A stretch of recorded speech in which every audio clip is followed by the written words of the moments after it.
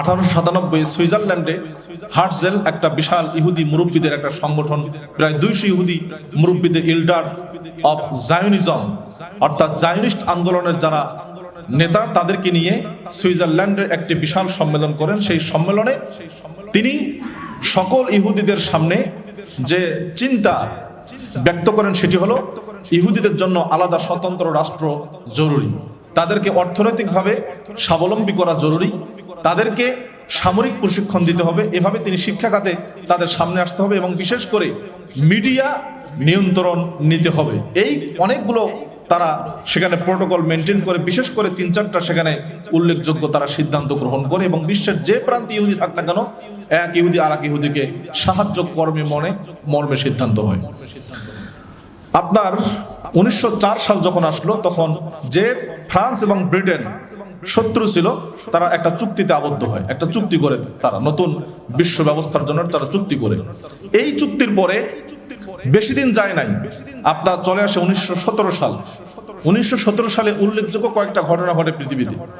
1917 সালের 25 অক্টোবর রাশিয়ায় কমিউনিজম বিপ্লব হয়, রুশ কমিউনিজম বিপ্লব হয়। সেই বিপ্লবে মাত্র 7 জন লোক সেই বিপ্লব সংগঠিত করে, মাত্র 7 জন লোক।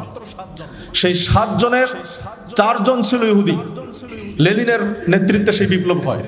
5ম জন যিনি স্টালিন, তার স্ত্রী ছিল ইহুদি, আর বাকি 2 জন হল রুশ খ্রিস্টান। তাদের নেতৃত্বে যে বিপ্লব হয় এবং রুশ মন্ত্রিসভা গঠন হয় 25 জন সদস্যের সমন্বয়ে।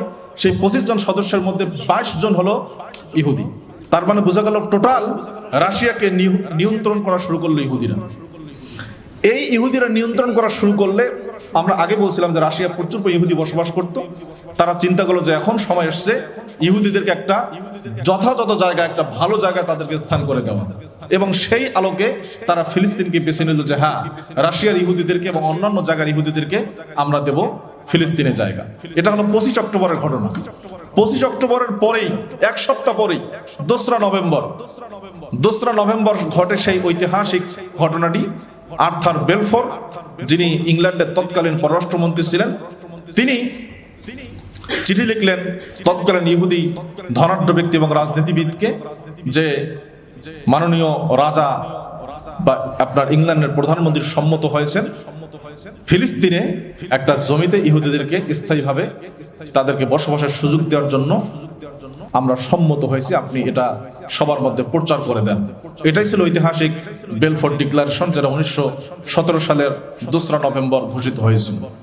এর ফলেই মূলত, এর মাধ্যমেই মূলত ইহুদিরা সাহস পায় এবং স্বাধীনভাবে তারা বসবাস করা শুরু করে, যদিও রাষ্ট্র প্রতিষ্ঠা 1948 অনেক পরে। কিন্তু দুর্ভাগা মুসলমানরা দেখেন, মুসলমানদের মধ্যে আপনার আরব মুসলমান এবং নন আরব মুসলমানদেরকে বিভক্ত করার জন্য পায়তারা করতে থাকে আপনার এই ইংল্যান্ড।